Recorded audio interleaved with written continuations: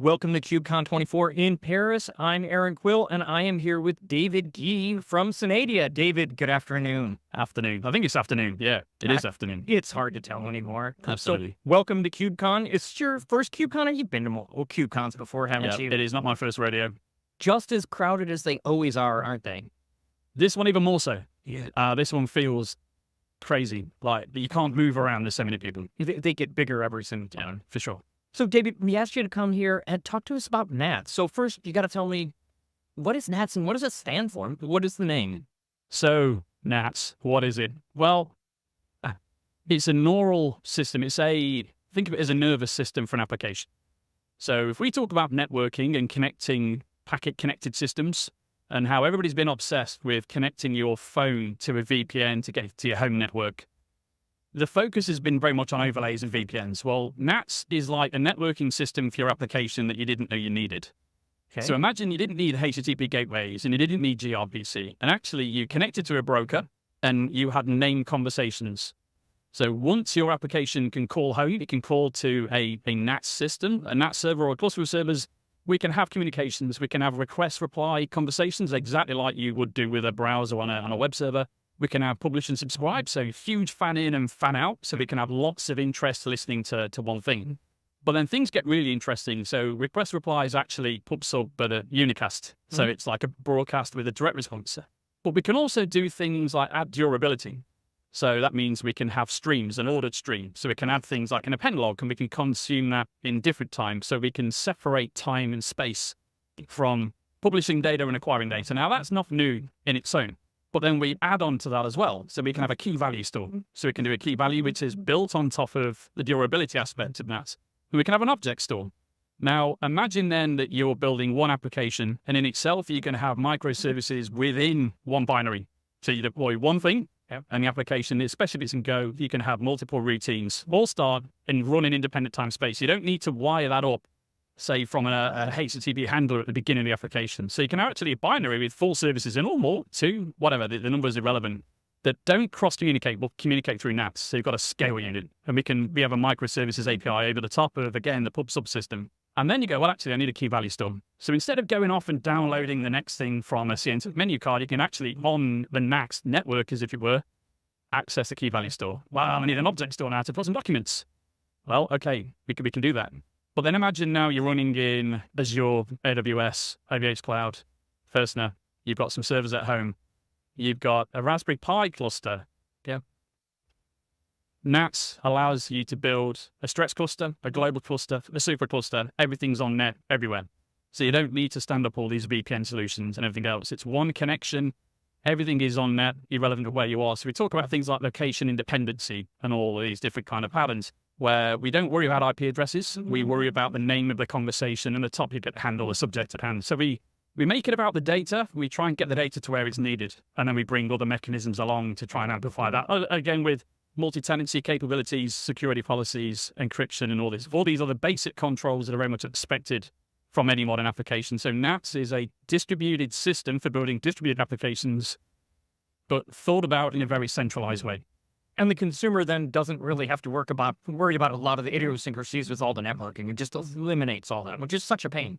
Absolutely. It's not even just the networking. You don't have to worry about all the SDKs and APIs. Yeah. You know, if I want to take S3 from AWS, but R2 from DigitalOcean, even though they might be API compatible, there are differences, and I've got to compile different things in. And actually what you do is you get true portability of your application across any system, because NATS enables that. So I left networking with a 20-year career convinced that we need to take the network closer to the application. And in fact, we need to take the application closer to the main conversation. And I've flipped my entire thinking around, and NATS becomes sticky. Yeah. It kind of gets under your skin and you can't wash it off. Yeah, and that's kind of where we are. So it does all these different things. And I don't know if you can see the screen right now. Yeah. Well, the patterns, like we've already talked about, so I'm not going to repeat them. But very simply put, you have this ability for huge levels of fan in, fan out, all on these subject names. And a subject name can be a single name. And you can break it into tokens using like a period separator. And then you can do wildcards and do different things like this. And then you can create sub-petitions in streams and allow you to run at huge scale and replacing entirely platforms like Kafka. So you can, with NATS, you can not only allow ephemeral communication and cross-application communication, but we can also replace object storage systems, streaming systems. And it's really difficult to talk about in some ways because we sound like we're trying to solve all the problems. But what we've done is we've come up with something very simple. We've added layers over the top to just kind of add to the power and to the finesse of the whole thing. So again, the key value store is based on a durable stream with a different policy. So we have all these policies you can tweak and you can do some really interesting things like hang on to the last piece of data, for instance, or you can discard new or you can discard old. You might only be interested in the newest data. And then you can have lots of different things in different parts of the world all watching one blob of data. And if it changes, they all get signaled. An optimistic concurrency in so many other, computer science terms, NAS caters for this. And it's been built basically by a huge nerd. So Derek Collison built it back in the day. I think, I even forget the dates now. I mean, I've spoken about it so long, I forgot the dates. But I think it was kind of like circa, 2007 in Ruby, 2013, I think it hit Go. But it's been around for a while. NATS has been around the same time Catalyst has been around for. So it's probably the one thing that, listeners might have never have heard of, but we're everywhere. NATS is an open source project under the CNCF. We're in the incubation phase, but the source code is relatively complex. So where you might have something like Kubernetes, where somebody might come along and do a contribution, NATS is a computer scientist's kind of like wet dream. It's like, there's so much to get stuck into, which means our contributions come from highly skilled kind of computer scientists as opposed to web devs, things like that. But it can use it by web devs and the story kind of grows from there, really. Yeah, that's awesome. It's funny. I did a whole bunch of pre-work for QCon this week. And so we did a dedicated day yesterday and we did some other events earlier. And literally all of our problems were that we picked up clusters and moved them from my house to here with new IP addresses and everything. We wound up with IP and DNS issues, which is literally always the problem. So having something that solves that and just eliminates that, I mean, I've been in the industry for 30, 40 years, and it's literally always networking and DNS, right? That's where the problems always are. So that's why I greatly appreciate it. This is the pain that we fight. It was never DNS, but it's always DNS. Yes, yeah, absolutely. It's always DNS. Yeah, awesome. NATS is interesting. Let's take your example and say you kind of packed some stuff up, you brought it in a suitcase, you unpacked it. So with NATS, you can actually leave, providing that you have a cluster somewhere centrally, kind of identifiable. So again, you can, have some service records or whatever or multiple A records to an ingress cluster. So a pattern here might be the equipment here might have some NATS leaf nodes. And you can run a set of leaf nodes in a cluster. So you can have a RAF-driven, a consensus-based cluster here. Yeah, so if you wanted to connect, say, resources back to your house or wherever you've got the equipment, you could either expose some ports, so NATS in that mode will act as a broker and accept inbound connections. Once the connection's made, you get bidirectional communication. But in this case, your IP addressing on the leaf nodes could be DHCP. You could actually use a Wi-Fi to do that, providing you know where they'd come up. Your local software files can connect to NATS, your local NATS, and then the NATS cluster will connect remotely back to a centralized cluster. So we call this kind of like, it's a leaf node style system where the leaf node initiates connections back home so it can punch through firewalls and all this kind of thing. But once the connection's established, then you get bidirectional communication from here back to systems on your home network. And then you could connect that to whatever cloud as well. And providing the cluster's formed, then you get this kind of cross communication stuff. So the DNS issues are gone. You literally lift, ship, move, still works. That's awesome. And we'll eliminate a lot of the problems that I ran into. Fantastic. That's pretty cool.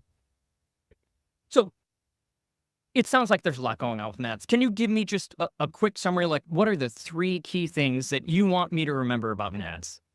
Yeah, I love the question. So key 3 things. Designing distributed systems is hard. Normally it lodges lots of sticky tape, blue tack. You have blue tack in the US? Yeah, we have blue tack. I don't know what you call it, or UV glue or Pritt stick or whatever. And brown sticky paper is everywhere, like distributed systems is held together on a whim and a prayer. And with NATS, we try to do 3 things. So it's operational simplicity. And let's face it, when you deploy a system, you have a running system, it's like you've got a baby to look after.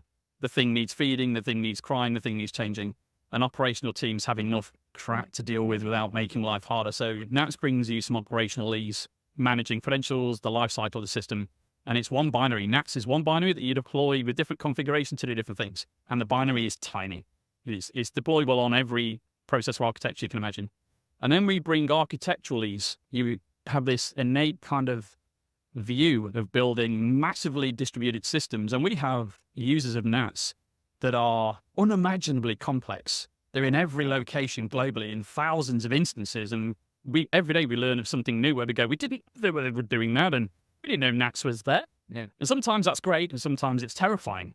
We've had like 300 million downloads from, as far as we can tell, never mind the, private repositories. Anyway, I'm digressing, I know that. And then developer experience and cognitive load. So the idea is if there's less we need a developer to understand. So forget about the API specifics, forget about, what language you're writing in. It's more about the paradigms and the methodologies used. What is a distributed system? Well, actually, sometimes it's a separation of location, it's a separation of time, and it's a separation of space. You don't have to go off and do a PhD to actually build reasonable distributed systems. Microservices, you can have microservices in a single binary. They don't cross-communicate, well, they talk through NATS.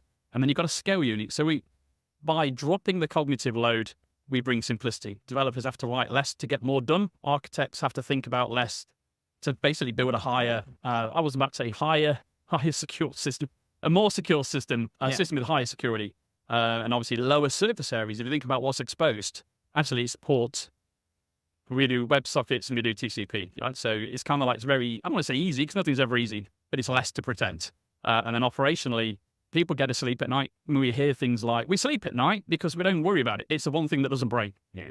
And that's blew my mind. I mean, I've been with Synadi for kind of a year and 3 months at this point.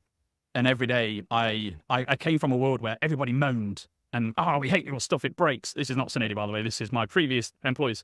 And I came to Synadi and the love for the technology was off the charts. So yeah, those 3 things, I think. I know it's very long-winded and you can tell I'm quite passionate about this. I'm not, by the way, I don't own the company. This is just an average, I guess, employee talking about the tech. But again, it gets under your skin somehow. Yeah, no, that's the same thing we feel about all the Rancher products and everything Susan makes. So, no, David, thank you so much for sitting down and talking to me about NATS. Thank you. This was fun and exciting. Thank you very much. All the best.